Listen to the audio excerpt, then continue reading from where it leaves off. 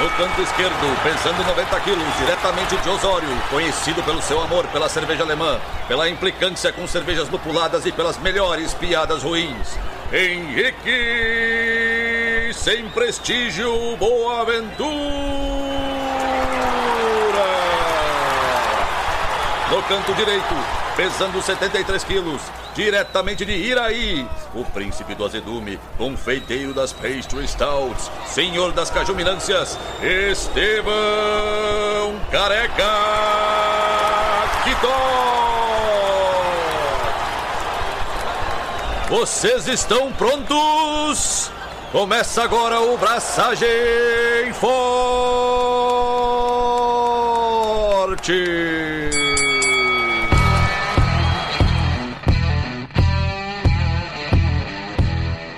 E aí, galera, Estevão da Suricato aqui. Alô, Loi, tem Henrique Boaventura e sempre dá pra dar um jeitinho naquela cerveja.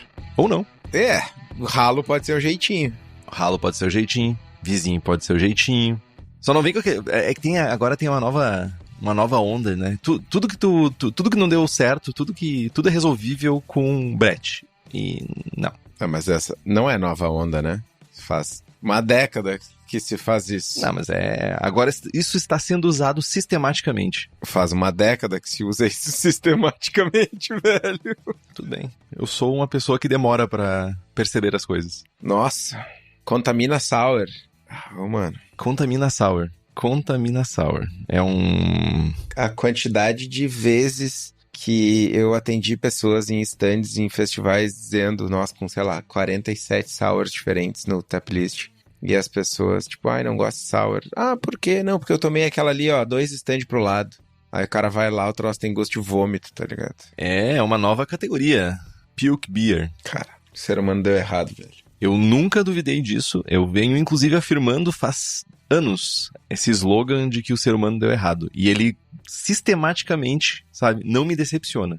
Mas, Estevão, eu sei que tu não vai me decepcionar contando as tuas histórias. Tipo, primeiro, estamos gravando num dia peculiar, porque a gente tá gravando atrasado, começa por aí. Vai ser liberado atrasado. Cara, atrasado ou adiantado? Atrasado, porque a gente tá devendo o programa da semana. Adiantado da semana que vem. Mas me conta, o que você andou fazendo no teu rolê aí? Cara, nossa, a principal coisa que eu fiz nos últimos dias foi ficar cansado, velho. É uma boa análise. Né? Estive viajando, fui pra Argentina, fui a convite do Nacho, da cerveceria Laurus, de La Plata. Fui lá participar como jurado da Copa Austral, baita evento. Tive a oportunidade, inclusive, de participar do festival Cerveçar, que é um festival de cervejas nacional lá em Buenos Aires. Cara, muito legal o rolê, muito, muito legal. Fui uns dias antes, participei da festa de 10 anos da Laurus. Em breve aí, talvez não tão breve, deve rolar uma collab internacional dupla, produzida lá e aqui.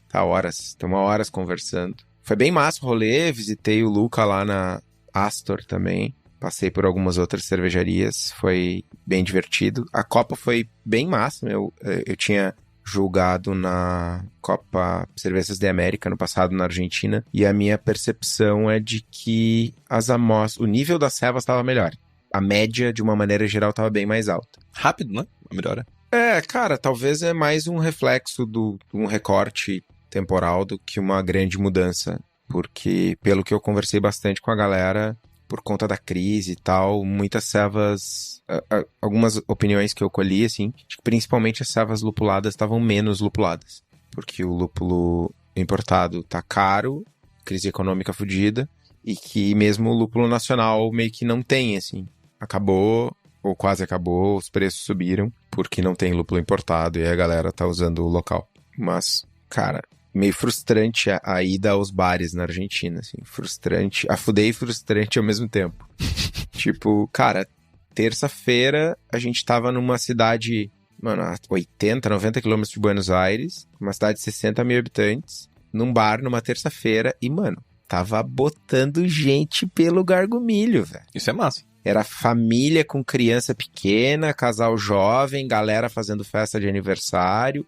E, brewpub bombando, cheio de gente. E a fuder demais, mas frustrante, porque aqui não é assim, né? Mas não só lá, assim, não me lembro qual dia foi. Um dos dias a gente tava no Puerto Madeiro lá, num bar que é tipo um barco flutuante, assim. Tu desce uma rampinha e, meu, uma ventania do caralho, assim, cara, muito frio, vento, chuvisqueiros, aquecedor ligado e, cara, parecia uma freira com uma manta enrolada na cabeça. E o bar cheio, mano. Cara, eu só pensava assim, nossa, vocês são doentes. Se eu morasse aqui, eu tava embaixo das cobertas, velho. Não no bar, no vento. Cururu, né, meu? Velho cururu. Caralho, mano. Cara, surreal, assim, surreal. A galera presente nos bares. Posso interromper rapidamente teu relato pra te tossir, inclusive? Eu reparei muito isso também no Uruguai, apesar de que as cervejas não achei uma grande maravilha, assim. Eu achei algumas bem feitas, mas, em geral, cervejas medianas. Mas nota-se que as pessoas têm o costume de sair de casa. As pessoas vão jantar, as pessoas vão pra rua. Lógico, quem tem dinheiro, quem tem condições, etc. A gente sabe disso. Mas as pessoas, sabe, os restaurantes estavam cheios e estavam cheios até tarde. E não era um restaurante com turistas, era restaurante com pessoas locais. Dava pra ver que eram pessoas locais. Fecha parênteses, pode continuar.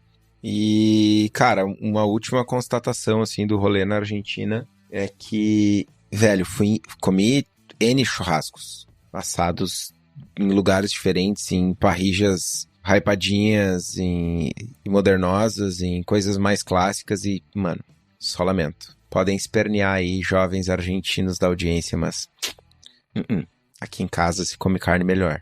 Foi mal. O teu churrasco é especial mesmo, mano. Quando a gente consegue fazer ele começar rápido e cedo, assim, é uma maravilha, velho. Não, mano, não.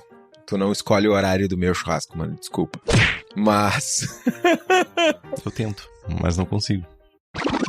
Mas foi meio frustrante, assim, mano. Teve um pico que a gente foi que era bem bom. Até comentei bastante, assim, o sabor da carne bem bom, o preparo. Tudo muito massa, mas, tipo, teve umas parrillas famosinhas, assim, mano, caro. Caro, mesmo com a conversão favorável e tal, caro. E, frustrante. Mas aí, negócio, se sinta bem pelo fato do seu assado ser bom. Ah, mas entendeu? Paguei caro por um... Eu entendo. Esses dias eu usei a tua frase que é, depois de ter tomado a decisão, tu só quer que a comida seja boa, né? Mesmo que seja cara, tipo, tu só quer que seja boa, né? Né? Mano. Esses dias eu tava falando pra alguém isso, tipo assim, eu já tomei a decisão, entendeu? Tipo, agora eu só quero que a comida esteja boa. Foi... Enfim. Mas foi um rolê bem massa. E a Paty foi junto comigo, então foi bem divertido. Mas só pra não ficar falando de viagem em Argentina, muito massa rever os amigos e tal. Mas temos uma outra oportunidade de rever os amigos. Espero, Henrique, te ver presente lá no dia 14 de outubro. Aniversário de 3 anos da Cubo. Às vezes eu sinto que eu queimei o cartucho na hora errada, né? Fui na festa da Suri e, tipo... tinha uma lager, tá ligado? Ah, mano. Vão ser 15 lagers, mano. Vou ter que dar meus pulos. 15 lagers. Vou ter que dar meus pulos. Eu não sei se eu já falei aqui, já devo ter falado, mas vou falar de novo. 4 Pils, uma German, uma Czech, uma New Zealand, uma Italian, 3 Vienas. Já falei das Vienas aqui. Uma Viena era uma pegada mais craft, uma Viena histórica e uma Viena craft. Mexican. Craft. Baltic Porter, Helles Rausch, IPL, Rauschbock, Märzen, Fast Beer, Maibock. Cerveja pra todos os gostos. Não vai ter a Doppelbock. Não, Doppel não. Mas... E aí vai ter, sei lá, pra quem não quiser tomar só lager, vai ter, sei lá, uma IPA, uma Sour, uma Stout e um copo d'água. Mas e tu, meu, enquanto eu tava viajando, batendo rua aí, o que tu tava fazendo? Fez minha Keush? Que nada, meu. Mas eu já tô com os insumos pra fazer aquela cerveja com chás e com bergamota. Vai rolar a minha breakfast, ordinary breakfast que eu vou fazer. Mas eu também tava viajando, Estevão, só por motivos diferentes e por bem menos tempo e bem menos longe. Quer dizer, enfim, não sei. Acho que a distância... Mais ou menos igual. Mais ou menos igual. Eu andei indo a São Paulo a trabalho CLT, no caso, né?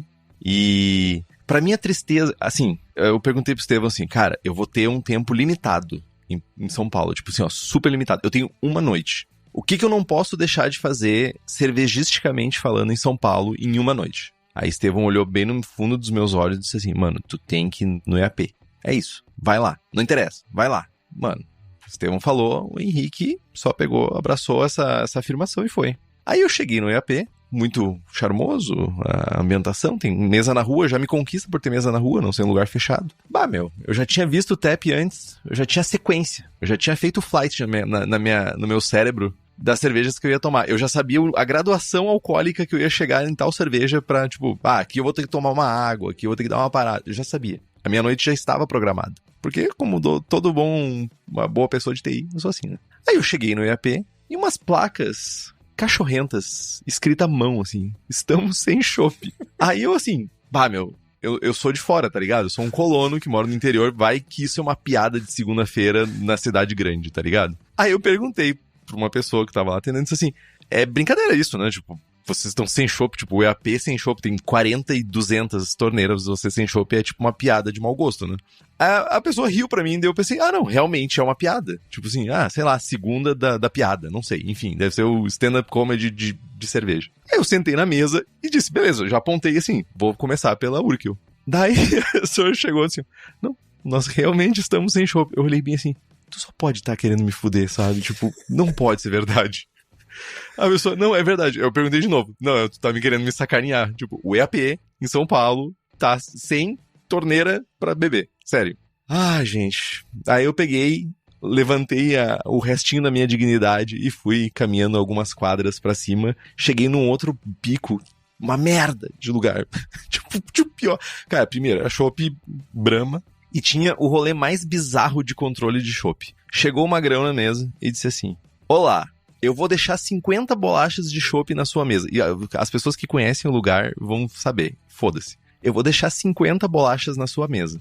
Cada vez que eu servir um chopp, eu vou tirar uma bolacha. E no final a gente conta as bolachas que sobraram pra saber a diferença e quanto que eu vou cobrar de vocês. Eu disse assim, cara, tu tá muito me sacaneando que é assim que vocês controlam. Não, é assim mesmo. Então deixa eu contar essas merda, hein. Me deu 50 bolachas, eu contei uma por uma. E fiquei segurando. E tipo assim, daí o cara queria botar uma bolacha da pilha embaixo do meu copo. Eu disse, não, essas bolachas aqui, elas não saem da minha mão. Mano, era o sistema. Eu pensei assim, o cara vai fazer uma derivada, vai fazer uma integral, tá ligado? Pra calcular a quantidade de chopp que foi bebida na mesa. Tipo assim, sério, que método arrombado. Ai, gente.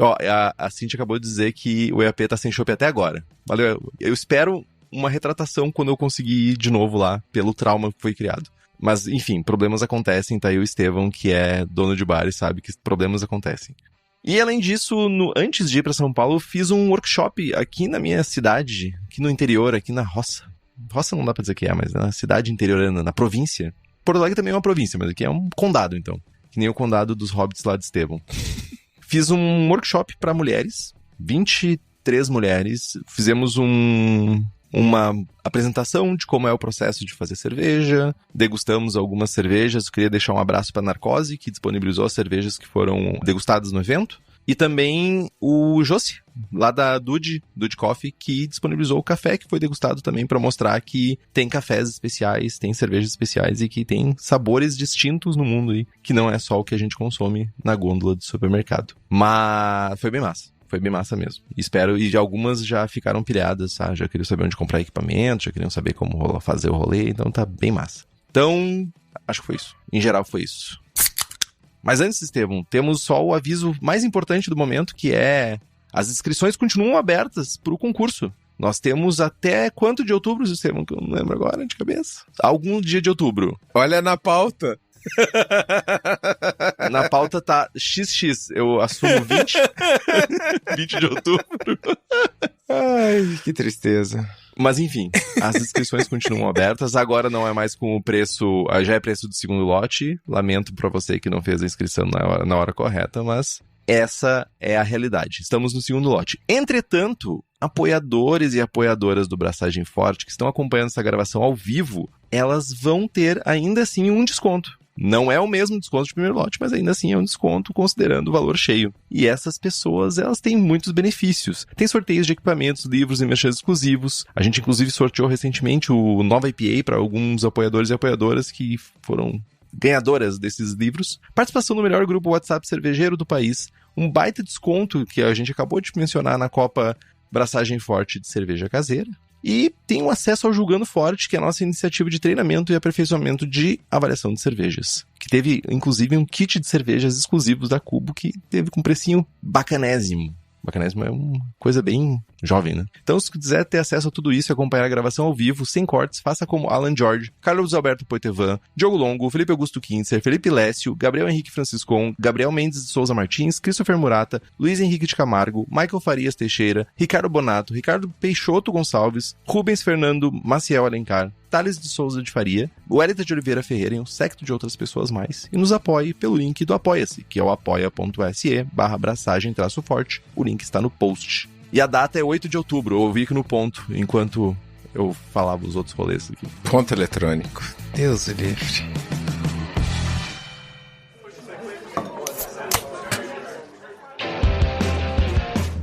Mas, jovens, aproveitando o tema do momento, concursos cervejeiros, cara, olhando pra trás, dá quase pra dizer que estamos fazendo uma série sobre concursos. Porque perdemos o Henrique. Por que perderam? Não, porque eu falei um negócio muito foda aqui e tu, tipo, vou tomar meu chá aqui e não dar nem bola. É isso ou deixar os gatinhos arranhando na garganta. Entendi. Vai, gatinhos.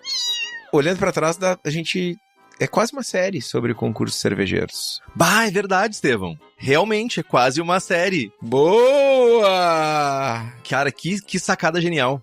Meus parabéns. Obrigado, agora sim. De nada.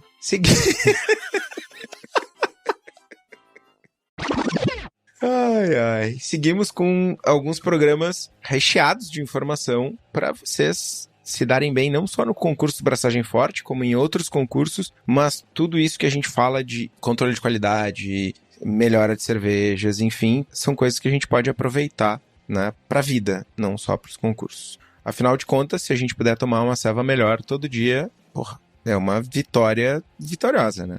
Fala sério. Nos programas 56, que é o Receita Boa, é Receita Copiada, e no 137, De Volta ao Início, tudo sobre receitas e insumos, a gente já abordou bastante coisa sobre construção de receita, sob óticas diferentes. E, cara, a gente fala o tempo todo de boas cervejas, de controle de fermentação, de técnicas, de correção de problemas. Inclusive, tivemos uma série, que foi a nossa série mais extensa, sobre a Flavors, mas sempre tem aquela melhora marginal, aquele aroma extra, aquele ajuste de algo que, por vezes, a gente nem consegue identificar direito o que é, mas que a gente sabe que está atrapalhando a cerveja, ou que a cerveja não ficou do jeito que estava planejado, enfim. Então a gente vai falar um pouquinho sobre essas percepções aqui no programa de hoje. Mas antes, é importante avisar que chegaram as primeiras cervejas do clube de assinaturas da Prússia, o Expedição ao Lúpulo. Todos os meses uma IPA com foco em um lúpulo diferente, fresca, sem pasteurização, mesmo à base de maltes. Lúpulos diferentes, a primeira cerveja foi enviada já e recebida por quase todo mundo. Sei de algumas pessoas que não receberam ainda, mas tá chegando, calma. É uma ceva com luminosa e a segunda vai usar o lúpulo Strata. As inscrições estão abertas até o dia 4 de outubro, então não perde tempo, te inscreve lá. Tava pensando aqui, o episódio 56, um longínquo episódio 56, foi publicado lá no dia 26 de abril de 2020, em plena pandemia. Tipo, recém fechado as portas, é isso, né? É isso. Mano, tu tem noção disso, velho? E a melhor capa, diga-se de passagem. Melhor capa que eu já fiz. Qual é a capa que eu não me lembro? Tá escrito assim, receita de Chatarina Sour. Daí, o primeiro item, procurar uma receita de Berliner Weiss, aumentar o teor alcoólico e adicionar alguma fruta. Que otário. Que arrombado que eu sou às vezes, cara. Às vezes. Ok, tudo bem. Eventualmente eu sou bastante. Não, nem é tanto assim. Mano, a gente sobreviveu a uma pandemia, ponto. É isso, tipo, o podcast sobreviveu a uma pandemia. Mano, a gente demorou 3 anos pra chegar no episódio 56 e 3 anos e meio pra chegar no 200. Isso se chama gravar toda semana. Essa diferença, olha que diferença que faz gravar toda semana. Nossa, mano. E não ficar sem gravar um tempão, diga-se passagem. Mas, Estevão, sobre receitas, sobre melhorar receitas. Tem 2 conceitos bem importantes que são a parte de estratégia e a parte filosófica da cerveja, né? Sei que pode parecer meio estranho a gente meter filosofia, né? Colocar filosofia no rolê, mas termos uma definição, a gente ter um caminho, né, bem nítido de aonde a gente quer chegar com uma cerveja ou com algumas cervejas que a gente está produzindo é essencial para a gente ter sucesso no que a gente está fazendo. Na verdade, saber onde quer chegar é sucesso na vida, né? Sempre tem que ter um norte, um caminho. Se tu tá focando em fazer uma cerveja, vamos lá, mais intensa possível, talvez destacando um lúpulo específico ou até mesmo uma fruta, sabe? Tu tem que pensar por esse lado. Ou tu, sei lá, costuma fazer, sabe, tentar fazer a melhor cerveja possível de acordo com um estilo específico. São, até mesmo se tu, sei lá, vou pegar o exemplo, a primeira cerveja que eu realmente me esforcei pra fazer uma receita, pelo que eu me lembro, era pra clonar a London Pride, da Fuller's. Tu também pode pensar por esse lado. Vou clonar uma cerveja comercial, vou fazer uma cervejinha que é diferente. Então tu tem coisas que tu pode fazer. Isso pode te dar alguma pista, pode te dar um caminho a ser seguido, né? Eu quero destacar fruta, eu quero fazer uma cerveja com aquela fruta que foi maravilhosa durante a minha infância, fruta da minha vida. Isso são coisas comuns no processo de filosofia, por assim dizer, de como fazer uma cerveja, de como chegar no objetivo. O ideal é que nenhum desses extremos defina exatamente a tua cerveja e que tu saia um pouquinho da tua zona de conforto. Eu sei que é estranho eu falando sair da zona de conforto, né? Mas o meu sair da zona de conforto é fazer todas as cervejas do guia do BJCP. Isso é sair da minha zona de conforto. Essa é a minha estratégia, de certa forma. E a minha filosofia é tentar chegar mais perto dos estilos que estão lá. É isso. Isso é minha filosofia e minha estratégia. Se a gente se desafia para produzir uma cerveja, um estilo de cerveja que a gente não está acostumado, que não é parte do nosso dia a dia, e faz isso de uma maneira boa, faz isso corretamente, ou, sei lá, faz uma cerveja, uma base Pilsen. Pilsen, só malte Pilsen, mas com ingredientes diferentes, sei lá, um trigo sarraceno, vai usar um milho. Mas isso não tem nada diferente, a não ser que seja o milho do Diego, lá da Coisa Linda, que é o milho malteado lá.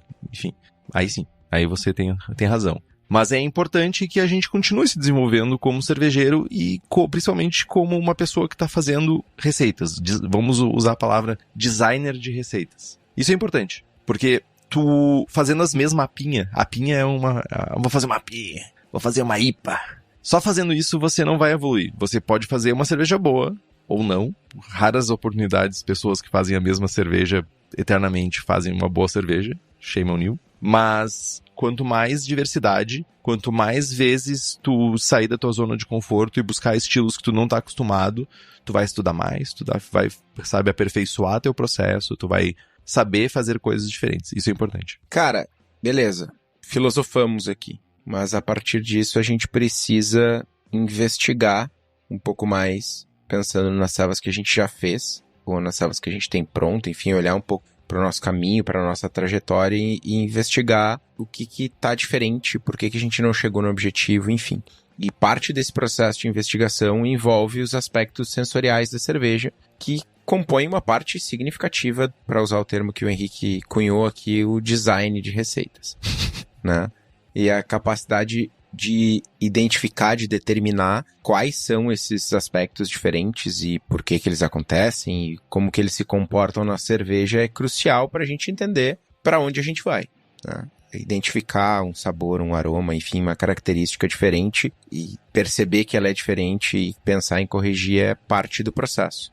A gente precisa entender como os ingredientes vão se comportar na cerveja, bem como ter uma noção dos estilos ou principalmente saber como descrever esses ingredientes, essas características sensoriais. E isso é muitas vezes uma das coisas mais difíceis de aprender, de superar.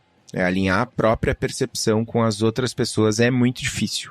A tua definição de floral, frutado, caramelo, chocolate pode não, muito provavelmente é diferente da minha. E, cara, eu relembro aqui, eu já falei diversas vezes, relembro o famoso caso da minha segunda ceva, que era uma IPA, que eu fiz com T58. Lê no guia de estilo frutado, lê na embalagem da levedura, frutado caixa. Vou fazer uma IPA bem frutadona. Não, mano, era o frutado errado. E no meu caso eu não era nenhuma percepção sensorial, porque eu nunca tinha provado a levedura, tinha tomado 2 IPA na vida. Não sabia nada com nada, mas depois eu tomei e percebi que estava diferente e não só que eu não sabia descrever o que era.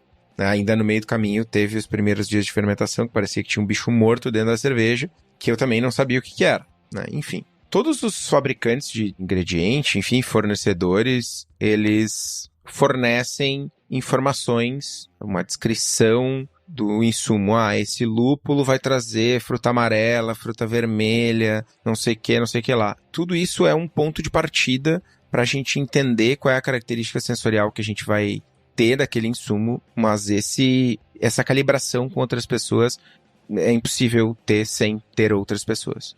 Então, cara, participar de iniciativas como Julgando Forte, encontros de confrarias, associações, festivais, tudo isso é muito importante para ter esse alinhamento de percepção sensorial. Né? Uma vez que a gente identifica o problema, o ajuste a ser realizado, aí sim a gente parte para os ajustes na prática, porque, cara, né, eu preciso medir e identificar algo que está errado para poder mudar e saber o que tem que ser mudado.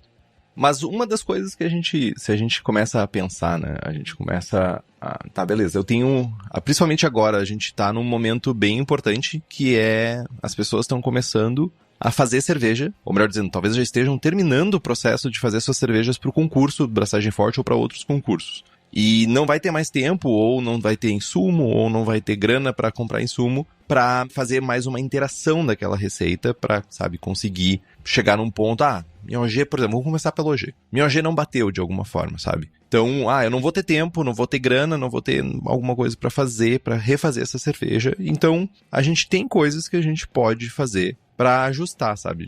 Mas a gente precisa cuidar bem isso no nosso processo para que a gente consiga repetir no futuro, né? A gente consegue mudar a OG da nossa cerveja, a gente consegue fazer um ajuste de OG no início, quando a gente não tem uma receita, a gente consegue fazer isso modificando a quantidade de malte. A maneira mais comum é adicionando mais malte ou diminuindo a quantidade de malte para a gente chegar numa densidade inicial, que é o que a gente está buscando para aquela cerveja. Tu também pode fazer, tô fazendo uma cerveja aqui, 3 vezes que eu tentei deu 1050 e eu queria 1040. Tu pode adicionar água também. Tu pode diluir já que tu quer continuar sempre com a mesma quantidade de malte, tu já tá acostumado, tua panela, tudo isso. Tu também pode adicionar água, que tu também vai conseguir fazer esse ajuste de densidade inicial. Isso é uma maneira também bem comum, principalmente quando a gente está testando receita nova, quando a gente está mudando a parte de moagem, quando a gente está mudando de equipamento. Não é raro, acontece bastante de a gente ter diferenças do nosso processo e a gente, poxa, vou dar um exemplo meu. Eu estava fazendo uma cerveja, não lembro qual especificamente agora, acho que era a Pre-Prohibition Porter, que a densidade inicial era para ser, sei lá, 1054, e eu fiz uma lavagem de grãos e ela foi para, sei lá, 1062. Água, ajusta a quantidade de malte escuro, ajusta a quantidade de lúpulo e toca a ficha, vai embora. E isso também é uma questão de dia a dia, tu vai aprendendo, fazendo receita, vai melhorando isso. Outra coisa é que a gente precisa garantir que a eficiência da nossa receita, né, da receita que a gente está fazendo, ela corresponda à eficiência do nosso sistema de produção, nossos equipamentos. A gente estava discutindo isso esses dias, inclusive, sobre como seria a melhor maneira de fazer esse ajuste inicial, calibrar, entre aspas, né? Mas eu já tenho um grande disclaimer que calibrar não é uma coisa tão simples. Tudo bem, tu pode calibrar teu equipamento para aquela receita, para aquela densidade, para aquele malte, para aquela quantidade de malte que tu está usando. Entretanto, quando tu muda a quantidade de malte, já não vai corresponder exatamente, bater exatamente. A gente tenta chegar mais próximo disso, mas não é uma regra bem definida. A gente tenta chegar nesses, de certa forma, nesses padrões. Mas a gente vai aprendendo com o tempo que a gente calibra para uma receita, para uma densidade inicial, uma quantidade de malte. E quando tu vai variando isso, vai variando também a calibragem. Cara, num cenário profissional é um pouco diferente. Não é que é um pouco diferente, mas a amostra é maior, né? Quantas cevas tu faz por mês? 1, 2... Quem faz ceva em casa, sei lá, que braça 3 cevas no mês. Na fábrica, a gente braça, 2 cevas por dia, tá ligado? Então, a gente tem dados o suficiente, braçagens em números suficientes, com densidades diferentes, para entender a variação de eficiência, por exemplo, do equipamento, com quantidades, com OGs esperadas, né? Com quantidades de maltes diferentes. Eu, na mesma semana, eu vou abraçar 3 cevas 1048, 3 cevas 1070, 3 cevas 1085. Para tu ter esse mesmo número de dados é um ano. Então, total. Só trazendo esse input de que... E é real, tem variação. Eu tenho, inclusive, no Brewfather, perfis de equipamento cadastrado. Tipo, perfil High Gravity, 20% de flocados. Standard, 100% malte. E com eficiências e volumes diferentes, justamente porque eu já medi, já tenho essa variação e eu consigo acertar muito mais facilmente, porque eu já testei, né? E isso é importante, Estevão. Quanto mais tu souber sobre o teu equipamento e quanto menos tu precisar fazer essas correções de última hora, menos tu vai errar o alvo, sabe? Mais tu vai ter controle do teu processo e mais perto tu vai chegar do teu alvo. Isso é muito importante. No How to Brew, na última edição, eu não sei se tem na edição antiga, aquela da capa azul, mas eu sei que na edição atual do How to Brew, tem uma planilha, lá nos apêndices, tem uma planilha de projeção de eficiência para cada tipo de equipamento, Brew na Bag, Fly Spard, Bat Spard, para ver qual é a eficiência de acordo com vai subindo a densidade, vai descendo a eficiência. Essa que é a grande moral. E isso tu pode fazer equipamentos diferentes. Olha, nem o Estevão falou, tu pode fazer teu equipamento para Session, teu equipamento para Standard, teu equipamento para High Gravity. Tu pode mudar essas eficiências e ter uma receita mais próxima do que tu espera. Ou tu também pode prever que teu equipamento vai ter uma eficiência menor. Acho que no Brewfather tu pode mudar a eficiência por batch, se eu não estou enganado. Tu pode usar o mesmo equipamento e só mudar a eficiência para aquele batch que tu tá fazendo. Eu não me lembro de cabeça agora. Pode sim. Mas acho que tu pode. Outra coisa é a questão de volume de água, né? A gente tenta sempre ficar com aquela questão do volume... vou deixar tudo pronto. Vou começar com o volume correto, já deixar as panelas tudo quente, já vou aproveitar e já deixar milimetricamente. Até eu comprei recentemente um medidor de volume de água para ter esse controle. Mas o mais importante é que a gente se concentre no volume final da fervura, que ele é mais crítico para fazer ajustes que a gente está falando aqui de densidade. Se o tamanho do lote no fermentador, ele sempre, com consistência, tu tá levando menos volume, tá mais baixo do que tu desejava e, consequentemente, ou não, levando uma OG mais alta, tu pode começar a usar mais água no início ou reduzir a intensidade de fervura. São coisas que a gente precisa controlar. A gente tem que ver se a gente não tá fervendo com intensidade demais. Às vezes tu pode tampar um pouco, que nem a gente já falou em alguns programas atrás, deixar tampado para não ter tanta evaporação e deixar só na parte final para realmente volatilizar o DMS. Tu pode realmente começar com um volume... Eu, por exemplo, que estava até pouco tempo atrás, antes de começar o segundo teste que eu estou fazendo agora com lavagens curtas, começar com full volume lá,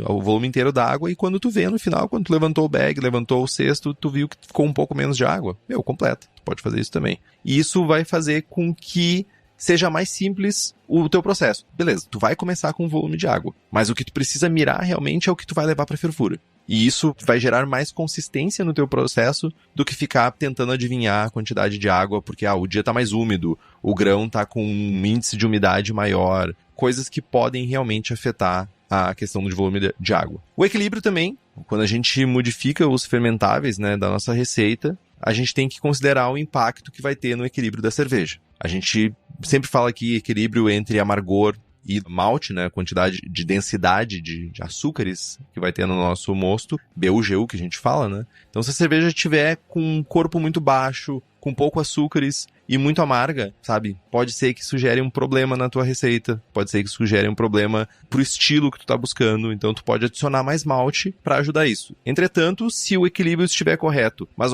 a nossa densidade inicial ainda estiver baixa, após ajustar essa eficiência da receita, tu vai precisar adicionar um pouco mais de lúpulo, junto com o malte pra gente conseguir manter o mesmo equilíbrio geral que a gente tinha lá no início. Que foi o que eu falei, sabe? Lá da minha Pre-Prohibition Porter. Eu esperava uma cerveja 1050, eu tive uma 1060, eu não lembro agora exatamente os números, mas no final eu adicionei mais lúpulo porque eu precisava compensar essa diferença que estava tendo de água, que estava diluindo, tudo isso. Então, para continuar mantendo o mesmo equilíbrio inicial que eu tinha na minha receita. Outro ponto importante e que é chave a gente controlar é a FG da ceva. E a gente, tal qual a OG, cara, a FG é um dos pontos, eu diria que se eu tivesse que eleger um dos pontos mais importantes de controlar numa produção de ceva, eu acho que a FG é, sei lá, top 3. Inclusive mais importante controlar a FG do que controlar a OG. Tem um impacto, tu errar a OG é bem mais fácil de contornar no lote do que tu errar a FG, né? Ou tá distante do alvo. E, cara, essa variação de FG, ela ocorre porque tem uma mudança na quantidade de açúcares. Cada tipo de grão utilizado contribui com uma quantidade específica de amido. Vou trocar, várias coisas influenciam isso. Vou trocar Malt Pale por Malt Pilsen porque não tinha mais, porque eu não me programei para fazer a minha abraçagem. Ou encomendei da Brew Shop Malt Pilsen da maltaria X e veio da maltaria Y. tem maltes base com variações significativas de açúcares e de rendimentos. Meu processo de lavagem mudou por algum motivo, a temperatura da água não estava adequada, tive que esperar aquecer para a galera que ainda usa 3 panelas. Tem vários fatores que influenciam, que normalmente são fatores que tu foge do teu alvo, do teu procedimento, do teu dia de braçagem, que tu acaba errando por algum motivo, saindo do planejamento. Isso pode gerar uma FG tanto mais baixa quanto mais alta. A gente pode consertar, ou pode tentar contornar isso usando açúcar na receita. Esse açúcar ele pode tanto servir como um ajuste de alvo para OG, mas é importante lembrar que quando a gente usa açúcar simples, açúcar cristal, refinado, enfim, ele é mais fermentável, isso vai gerar uma FG mais baixa, né? Pode ser benéfico, depende do estilo, depende da graduação alcoólica que a gente está buscando, mas é importante não tomar essa decisão no dia da braçagem, isso tem que estar planejado. Mais uma vez, a gente está falando aqui de trocar de patamar, né? Eu já sei fazer cerveja, eu já faço cerveja há bastante tempo, as minhas cervejas são boas, eu quero fazer um ajuste, eu quero subir de nível, eu quero me posicionar em outra prateleira, as minhas cervejas são boas, agora eu quero fazer cervejas excelentes. Essa mudança de patamar, ela não acontece durante o dia de braçagem. Ela é uma mudança de planejamento, ela é uma mudança de processo, é uma mudança de não tomar cerveja durante a braçagem, enfim, é uma... Vou soar muito arrombado agora. Seja. É uma mudança de mindset. Não, isso é autoajuda quase.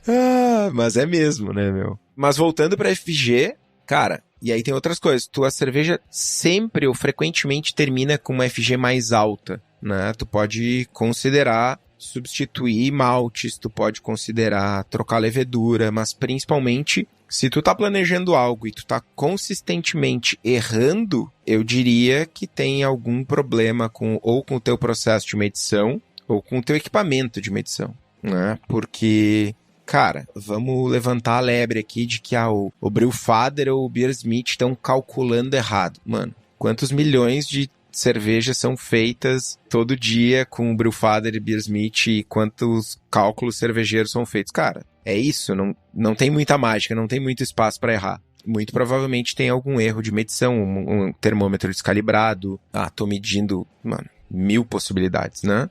Mas falando da próxima abraçagem, da abraçagem seguinte, eu quero, sem mexer no meu equipamento, eu quero uma FG mais baixa, toca açúcar. Ou então, tu pode mexer na temperatura de mostura, clássico, né? Mostura mais alta, mostura mais baixa, tu vai ter uma FG mais alta, mais baixa. Isso, lembrando, vai impactar corpo, vai impactar a presença alcoólica, vai impactar equilíbrio, vai impactar percepção de lúpulo e de amargor, né? Tu pode trocar levedura também, fazer uma seleção de cepa, isso tem outros impactos. Vou usar a levedura, vou usar a American Ale da marca X, vou usar a American Ale da marca Y. Tem pequenas variações de atenuação, mesmo sendo American Ale, né? Não é exatamente a mesma cepa. E quando a gente fala de American Ale, acaba sendo um pouco de... É quase commodity, né? A American Ale é American Ale, mas quando a gente olha, para levedura belga, tem 47 levedura belga diferente.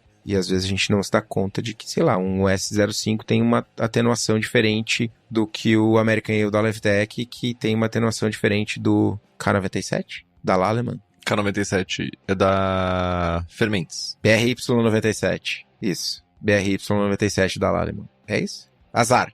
Ou da Lallemand, pronto. Pesquisa pra nós aí, Henrique. O K97 é a levedura pra Kölsch, é a German Ale. Cara. BRY qual? Tu viu o que tá na minha mente, né? Pois é, foda-se. BRI 97 é West Coast Ale, da Lallemand. Ok. BRI 97. É BRI ou é BRY? BRI com Y.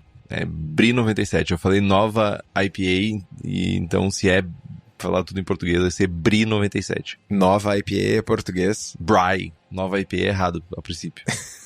Nova IPA. Ai. Mas, cara, tem outro ponto importante aí, gente, que é o seguinte, beleza. Selecionei a cepa, troquei, mudei, ajustei minha FG e tal. Mesmo com a mesma cepa, mesmo com a mesma taxa de atenuação projetada para levedura, né? Tu pode ter FGs diferentes. Né? Isso, tu pode fazer um pitch underpitch, overpitch, enfim, tu pode fazer um pitch diferente, tu pode ter uma levedura com saúde comprometida, tu pode ter um controle de temperatura de fermentação inadequado, tudo isso, todos esses pontos, e acho que não cabe aqui a gente ficar estressando como se faz um controle de temperatura de fermentação correto. Acho que tem 200 episódios que a gente fala sobre isso. Mas são pontos que com um ajuste pequeno, né, fazer um pitch correto, uma levedura saudável, ter um controle adequado sem grandes variações de temperatura, tudo isso vai te levar para um padrão. E esse padrão vai te garantir repetibilidade. Se tu tem repetibilidade, tu consegue projetar. Se tu consegue projetar, tu imagina onde tu quer chegar e, né, faz tudo direitinho e tu consegue chegar lá e aí tu finalmente consegue mudar o patamar das tuas cervejas. Amargor é outra coisa que quanto mais você participa de concursos, quanto mais você, principalmente quem tá julgando, tem a possibilidade de julgar várias amostras, tu vê que amargor é uma coisa que com frequência, principalmente em estilos onde o lúpulo tem esse papel central, ele é um ponto de falha. Seja uma American Pale Ale que tá com amargor de IPA, seja uma IPA que tá com amargor de Blonde Ale. São coisas que, de certa forma, atrapalham e, dependendo do estilo, atrapalham muito a receita. E, principalmente, é o rolê no nome do episódio, né? Fica uma cerveja meia roda porque faltou amargor. Uma IPA sem amargor não é uma IPA. Aí vira uma cerveja meia roda. Mas isso é relativamente simples de ajustar. Basicamente, a gente pode olhar pelo lado de adicionar mais lúpulo quando a gente está com um problema de amargor, né, de amargor com deficiência de amargor, ou adicionar menos lúpulo quando a gente está com excesso de amargor pro nosso estilo que a gente está mirando. Lógico, tem algumas coisas, por exemplo, eu tenho lá um lúpulo com alfa-ácido super alto que eu não consigo controlar ele direito dentro do meu processo, sabe? Vou usar um Magnum 17%, que nesses dias chegou na minha mão um Magnum 17% de alfa-ácido. Cara, dependendo da cerveja que tu estiver fazendo, do volume que tu estiver fazendo, sabe, a diferença de 1 grama para 2 gramas, de um erro de calibragem da tua balança, pode ser um erro crasso pro estilo, assim, pode ser um erro brutal pro estilo. Então tu pode, ao invés de usar um lúpulo que ele tem um teor de alfa-ácido mais alto e que ele possa dar esse problema, dessa discrepância de uma maneira mais alta, porque com um erro pequeno tu tem um problema grande, tu pode usar por exemplo, não sei, um Tettnanger, um Hallertauer, alguma coisa assim, que eles têm naturalmente um alfa-ácido menor, um teor de alfa-ácidos menores, que vai facilitar isso. Se tu botar 1 grama a mais, a diferença não vai ser tanta, não vai ter tanto amargor diferencial que vai afetar a tua receita de certa forma, né? Outra coisa é, agora com essas IPAs modernas, cheias de lúpulo, quantidades extremas de cargas de lúpulo e etc, é que tu pode também começar a ter perdas no teu processo, dado a quantidade de matéria orgânica, né, que tu tá adicionando, às vezes para dry hopping, às vezes para amargor, etc. Tu pode optar pelo lado de usar extratos. O extrato de lúpulo ele tem uma facilidade muito grande, porque primeiro ele já foi extraído, a matéria orgânica, ele é simplesmente um óleo que é adicionado, e tu também tem uma facilidade por ele já ser isomerizado. Tu pode fazer pingo beer. Tu pode retirar 500 ml e fazer gotinhas. E ver quantas gotinhas tu precisa para melhorar o amargor daquela cerveja que tu tava faltando amargor. Então tu tem essa grande facilidade de poder corrigir amargor pós-processo. Não precisa nem voltar naquela receita, que é muito bom. E hoje em dia tá bem mais fácil, né, Estevão, de conseguir extrato de lúpulo isomerizado, né? Comparado a 3, 4 anos atrás. Não, cara, há 1 ano atrás, 1 ano e meio atrás, não tinha para cervejeiro caseiro. A gente teve esse debate em algum momento no último ano no grupo de apoiadores e o pessoal compartilhou, eu não me lembro onde, mas tinha diversas homebrew shops com ISO e com Tetra Hop disponível em quantidades pequenas. Então, a gente tem acesso a isso, temos que usar ao nosso favor essas novas técnicas, novos insumos que vão facilitar o nosso processo. Principalmente, lembrando, gente, nem sempre é fácil refazer uma receita. Nem sempre a gente tem tempo, né? Nem sempre a gente tem grana, ainda mais nessas IPAs que vai um caminhão de lúpulo, né? Então, assim, o problema de amargor, a gente consegue ajustar de uma maneira mais simples. Tem alguns sais também que têm uma reputação, de certa forma, de aumentar o amargor da cerveja. Tipo, Estevão, o chalk, qual é a tradução para português de chalk mesmo? Sulfato de cálcio? Giz? Giz, ótimo. Giz. Giz? Isso, giz. Chão de giz. Chão de giz. Vai da música. Mas é sulfato de cálcio? Eu vou ver lá no Brewfather se tá escrito giz. Mas, na realidade, o efeito que ele é mais próximo de ajustar o final da cerveja dela, a cerveja parecer uma cerveja mais seca, do que realmente aumentar a percepção de um amargor. Então, temos profissionais aqui dizendo que é GIS. Obrigado, Gabi. Por outro lado, se a gente usa cloreto de cálcio, que ele pode ser adicionado para reduzir a percepção de uma cerveja excessivamente amarga, né? Ressaltar mais o caráter de malte. Mas lembrando que nenhuma dessas alterações vai realmente, quimicamente, alterar o amargor mesmo, né? O IBU daquela cerveja, que são as unidades de amargor internacional. A única coisa que a gente está mudando vai ser a percepção que a gente tem de amargor ou de dulçor. Então a gente está ajustando percepções. Não necessariamente a gente não está mudando realmente o nível de amargor da cerveja. Tu também pode fazer alterações, se tu tá refazendo tua receita, tu também pode fazer alterações na receita para ter esse amargor controlado ou ter mais amargor, fazendo ajustes, por exemplo, de substituição de malte. A gente pode usar maltes que são mais neutros para deixar o amargor mais aparente, maltes que não tenham tanto dulçor residual, malte que não tenham esse caráter de caramelo e nada disso, ou focar mais talvez em maltes mais claros, e daí tu vai dar mais evidência para o amargor. Por outro lado, tu também pode, eu não quero mexer no amargor da minha cerveja, já tá ok. Poxa, eu posso começar a usar um pouco de malte caramelo, posso usar melanoidina para compensar um pouquinho mais de dulçor, um pouco mais de caráter de dulçor, que vai, de certa forma, equilibrar o amargor da cerveja. Cara, como eu só repetindo aqui, que eu fui puxado as minhas orelhas no chat, como eu havia falado, chalk é GIS e é carbonato de cálcio, tá? Só pra ficar... Por isso que eu falo em inglês. Quem sabe entende, quem não sabe não vai duvidar. Obrigado pela contribuição. De nada. Não, tu tava agradecendo a Gabi, desculpa. Exatamente. Obrigado, Gabi. Uma das coisas que tu falou antes e que é muito... Eu vou bater forte no lance do instrumento de medição. Quando a gente tá fazendo algumas medições, por vezes tem o lance da diluição, né? Tu pode ter estratificação na tua panela e tu tirou uma gotinha de mosto e tu mediu no refratômetro. Cara, a chance de tu ter uma medição incorreta pura e simplesmente porque tu tá pegando uma gota ao invés de 200 ml é muito grande. Isso vale para todo o processo, né? Então, fiquem atentos aos processos de medição. E essa questão do amargor, cara, o hexa hop e o tetra hop é muito pouco. Sei lá, num tanque de 1000 litros a gente usa 80 gramas, 60 gramas. É nada, assim, isso é uma ferramenta super importante para correção de amargor mesmo e para ajuste de espuma, para ter em casa. Eu não me imagino fazendo cerveja sem usar hexa ou tetra, sendo bem aberto, assim. Só que a chance de errar para cima num ambiente caseiro é muito grande, porque são quantidades muito pequenas, né? Então, cara, balancinha de precisão, 2 casas depois da vírgula, pipeta, usar sempre uma pipeta preferencialmente de vidro e usar sempre a mesma, porque a espessura do furo influencia no tamanho da gota, então se tu vai medir por gotas, tem que ser a gota sempre do mesmo tamanho, enfim, várias coisas. E o plástico deforma, né? Sim. O plástico vai deformando com o tempo, ele vai ficando maior, apesar de ter a graduação ali, já não é a mesma coisa. Então, essa questão do instrumento de medição pode induzir a um erro significativo. Mas ainda no tema lúpulos,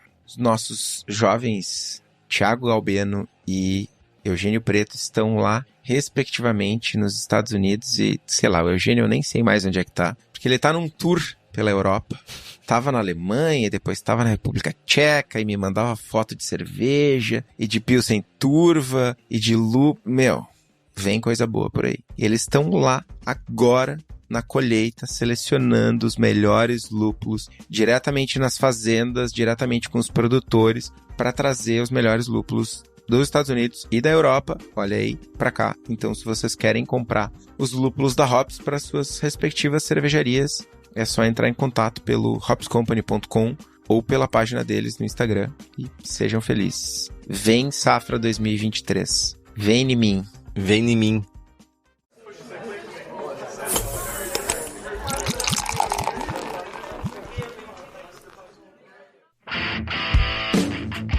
Outra coisa que a gente também é constante para receitas é ajuste de corpo, né?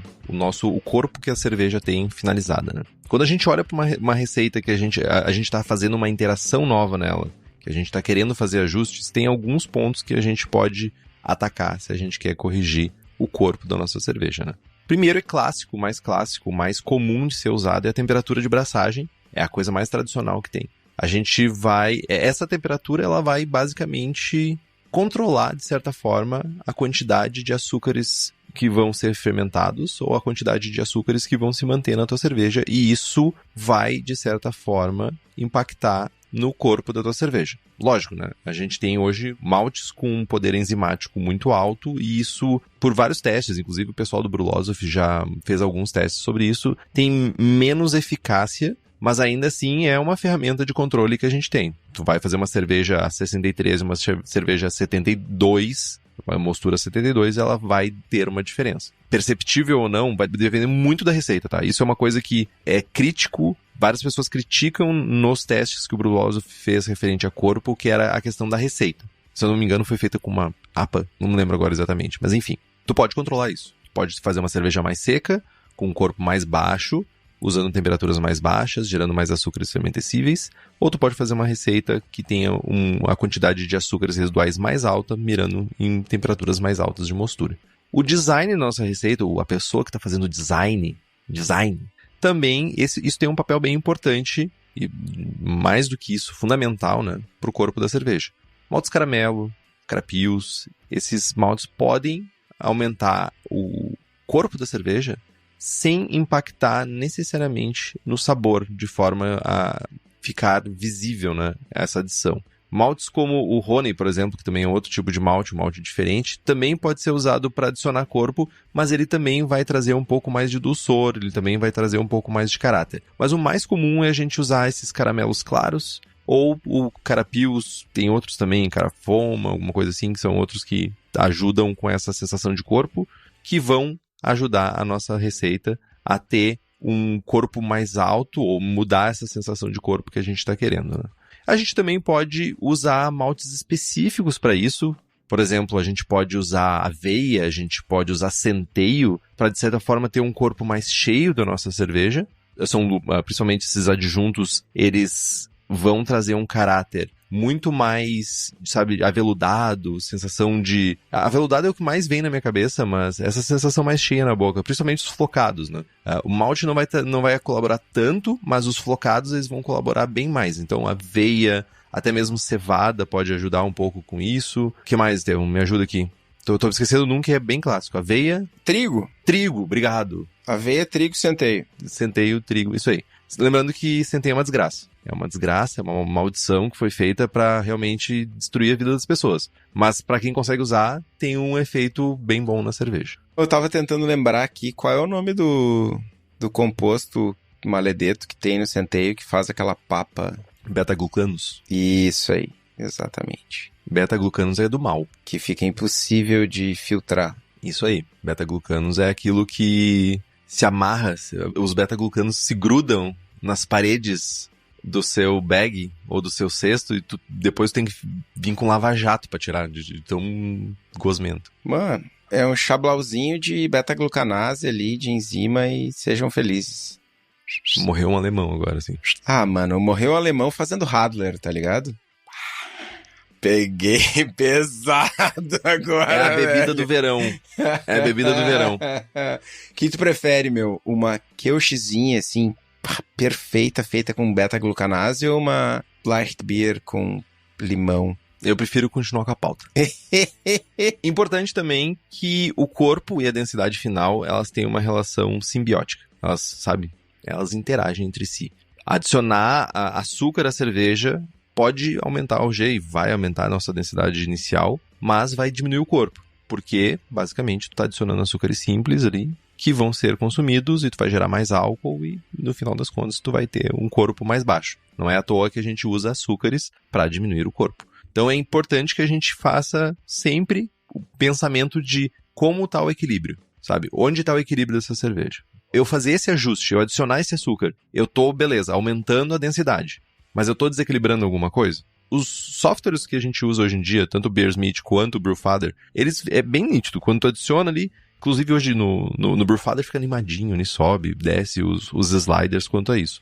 Mas é importante que quando a gente estiver fazendo a criação, sendo designers de receitas, que a gente busque adicionar as coisas e saber a consequência que aquela adição vai ter no equilíbrio final. Cara, e um outro ponto, só reforçando, é que FGs iguais têm sensações de corpo e de dulçor e sensação de boca completamente diferentes para cervejas diferentes. Sei lá, uma Double IPA de 10% de álcool e 1020 de FG tem uma percepção, uma sensação na boca completamente diferente de uma APA com uma FG 1020. Né? A quantidade de açúcares residuais é completamente diferente porque a densidade do álcool é menor, é 0,78. Então, para tu ter uma FG de 1020, tu tem que ter muito mais açúcar numa cerveja muito mais alcoólica.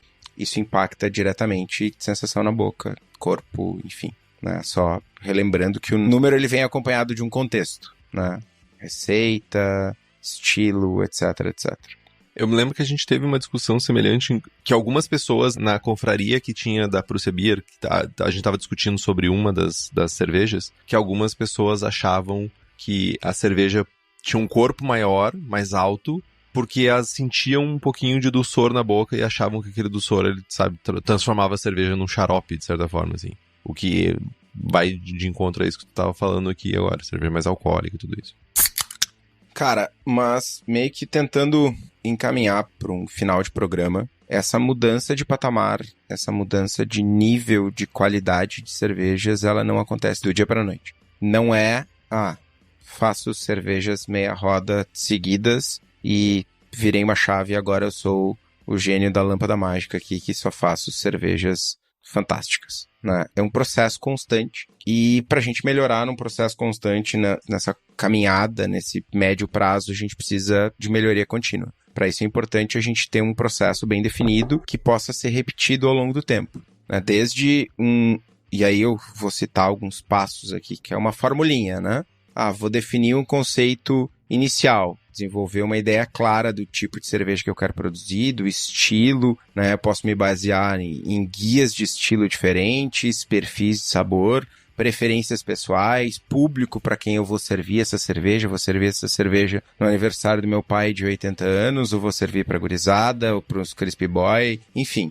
Documentar o objetivo para a cerveja, né? A partir disso, vou formular uma receita. Com esse conceito como norte, vou criar uma receita detalhada, vou botar os ingredientes, e não vou simplesmente... Eu faço muito isso, eu vou lá no Brewfather e eu edito o ingrediente que eu estou usando. Eu vou usar o malte Pilsen da marca X, vou usar o malte Y da marca Z, vou usar o Strata da Indie Hops trazido pela Hops Company, vou usar o London Ale da Levtech, sabe? E com os parâmetros, com os laudos, vou editar a minha receita para eu ter um projeto de cerveja o mais próximo da realidade possível, né? Vou me certificar de que a minha receita está alinhada com os meus objetivos. Vou para a parte de produção, vou seguir a receita meticulosamente, vou fazer as medições no momento certo, vou anotar, vou registrar tempos de produção, temperaturas, né? Evitar ao máximo mudanças, substituições improvisadas.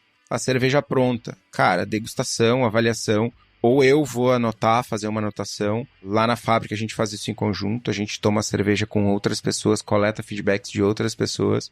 Tanto o Beersmith, mas eu sei que o Brewfather tem isso de uma maneira, porque o Brewfather tem lotes. Tem as notas lá, notas realmente de texto, e tu pode dar uma pontuação para aquela cerveja. Eu comecei a usar sistematicamente isso para dizer, olha, essa cerveja deu certo aqui, aqui, aqui, e ela pode ser melhorada aqui, aqui, aqui. E comecei a deixar isso no lote. Então eu posso voltar no lote antigo, quando eu for fazer de novo essa receita, e ver quais são os pontos que eu quero melhorar para a próxima vez. Ou às vezes dizer, não, essa cerveja não deu certo, essa receita não deu certo. Cara, perfeito. Tem ainda pessoas que mandam cervejas para concursos, tem pessoas que vão lá no Score Sheet CC e preenchem a sua própria súmula, ou fazem anotações na receita, no papel, no quadro, onde for. Importante fazer essa avaliação e deixar ela registrada para consulta futura. Não adianta nada tu escrever no papel de pão e jogar o papel fora, né? E uma coisa importantíssima, e chega o Chico Milani no chat agora, quando eu falo do quadro, Chico Milani é o rei do quadro branco lá, com 1000 planejamentos de cerveja. É bem disso que a gente está falando, é planejar e executar. Mas uma coisa que é importante na comparação, na avaliação, é que muitas vezes, eu falo muito isso, tem cervejas que a gente tá fazendo sem o estilo em mente. Sei lá, falei 1 milhão de vezes já, a goiabinha é uma cerveja que tá fora do estilo.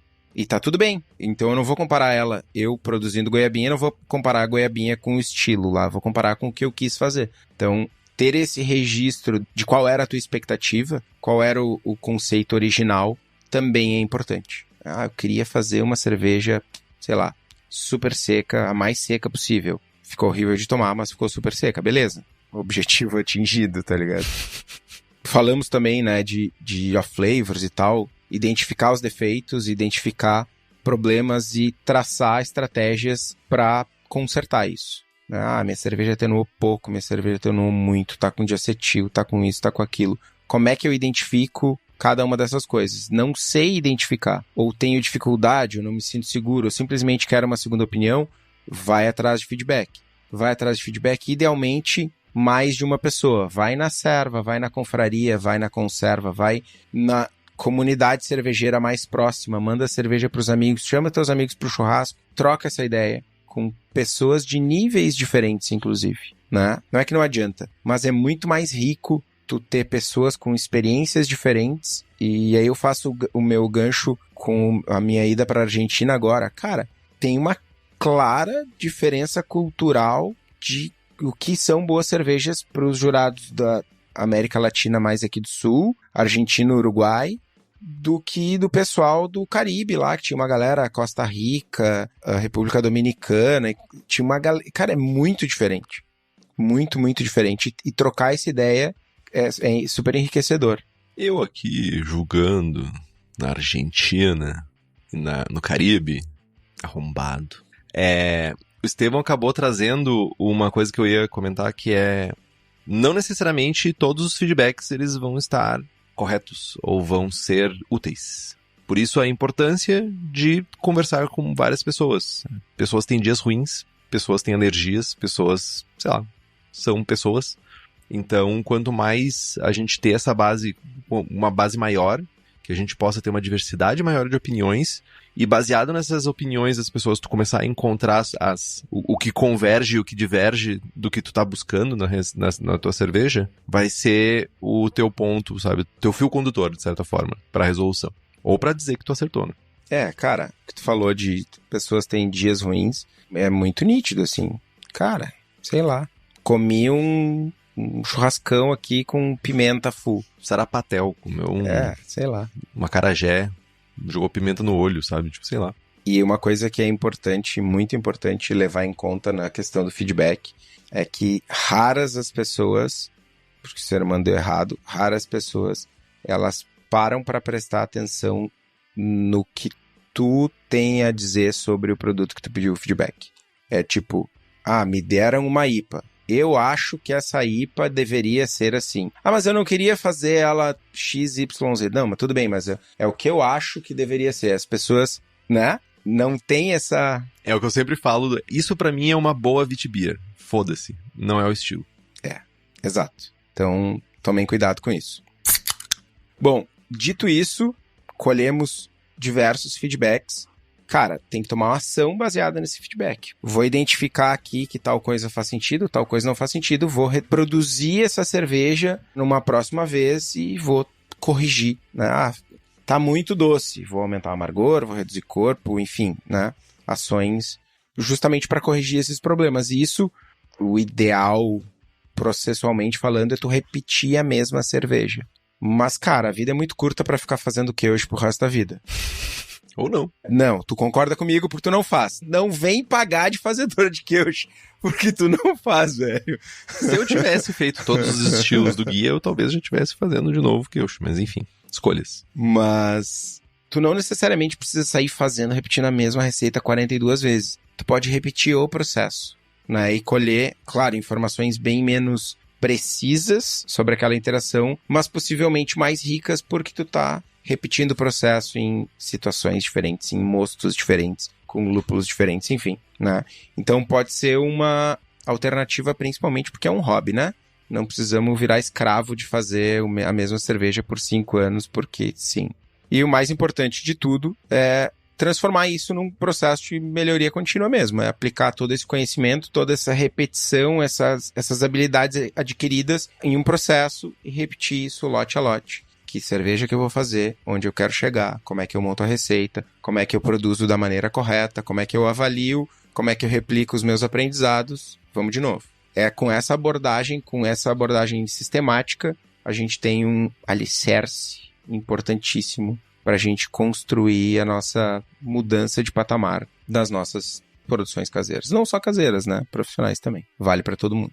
Total. O Júnior até comentou aqui que lotes pequenos ajudam a gente fazer esse processo ser mais rápido ou ser menos custoso, né? Eu diria que as minhas 3 receitas que eu mais interagi em mudanças e refiz, que é a minha Weissbier, a minha Ordinary Bitter e a minha Cream Ale.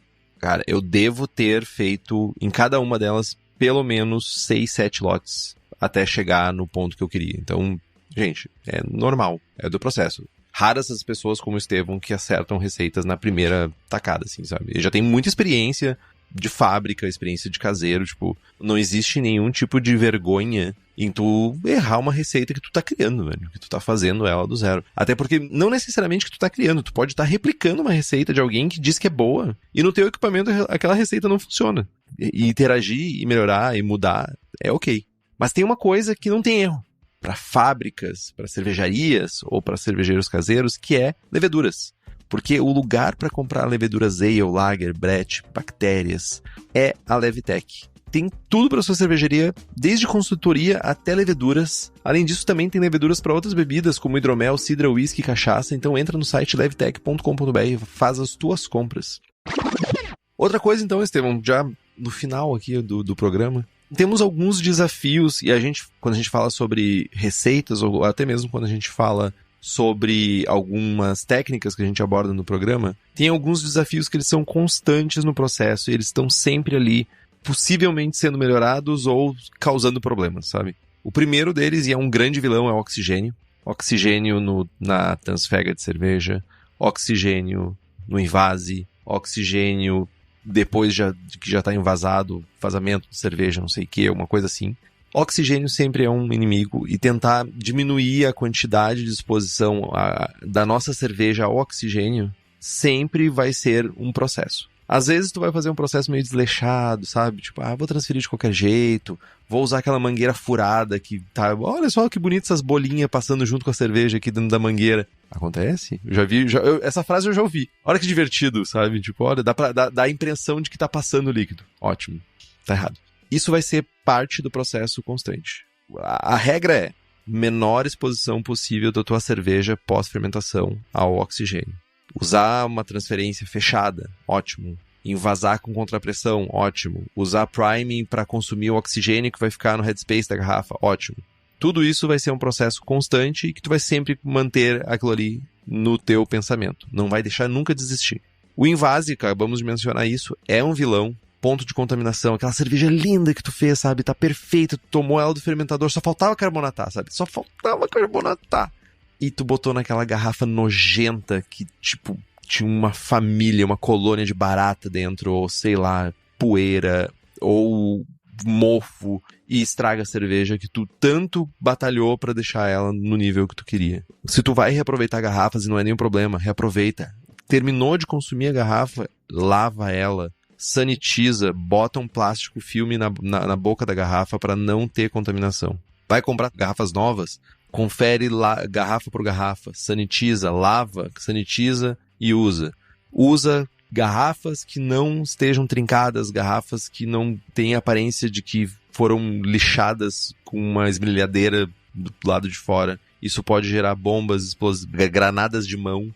Isso é um problema sério e a gente não quer que vocês tenham esse problema. Frescor é outra coisa que a gente lida constantemente, ainda mais que a gente depende de empresas para a gente conseguir os nossos insumos. Malte fresco, principalmente maltes especiais, quanto mais fresco, mais caráter tu vai ter desse malte. Quanto mais fresco o lúpulo, mais a gente vai ter caráter do lúpulo também. Então a gente precisa focar, a gente precisa garantir, a gente precisa ter um bom relacionamento com as brew shops, onde a gente vai comprar os nossos insumos para a gente garantir que a gente vai estar tendo acesso a ingredientes frescos, sabe? Já não foi nenhuma nem duas vezes que eu cheguei na brew shop e disse assim, de quando esse malte? Esse malte defumado aqui? Ah, já tem um tempo aqui. Tá, beleza. Não vou fazer essa cerveja defumada. Eu vou esperar um malte novo, um saco novo de malte tá aberto pra, sabe, ter um malte defumado, fresco, que é o que eu preciso, o que eu quero para a minha receita. Eu posso me dar ao luxo de escolher isso.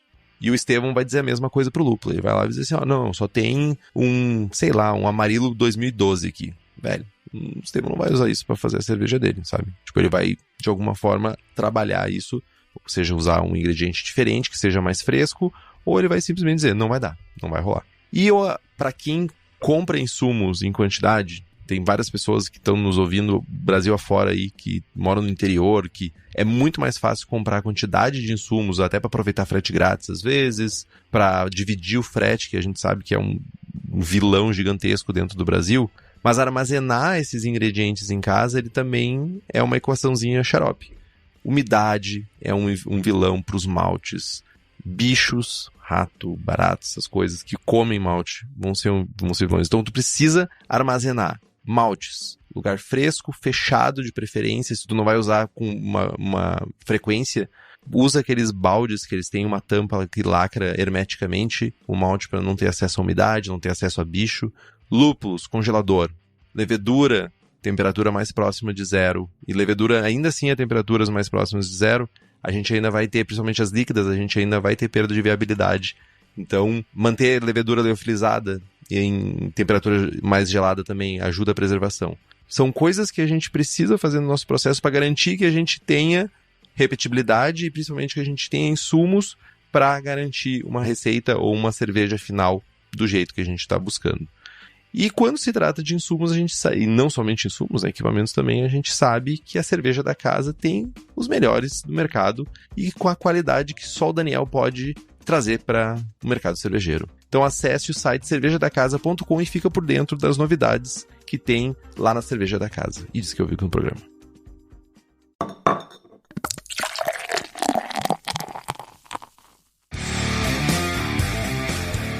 Mais alguma coisa, Estevão? Cara, eu acho que cobrimos essa parte dos desafios constantes, eles são constantes, vale pra tudo, né? Eu achei que tu ia citar o caso do jovem que tu foi comprar levedura e ele tava fracionando o pacotinho de levedura. Aquelas pipoquinhas que ficavam pulando pra fora do saquinho? É. Com eletricidade estática? Não adianta fazer isso, não adianta comprar a levedura e deixar na prateleira fora do gelo, enfim, né? É isso, jovens. Tem bastante coisa aí pra fazer cervejas cada vez melhor.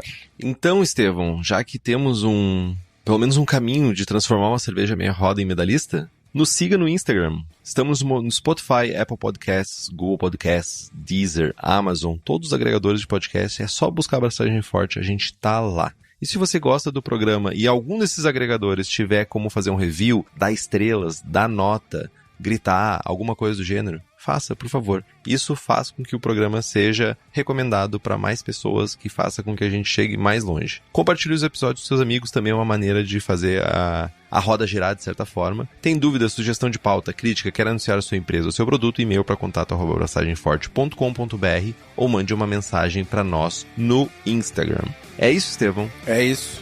Braçagem Forte? Braçagem Forte.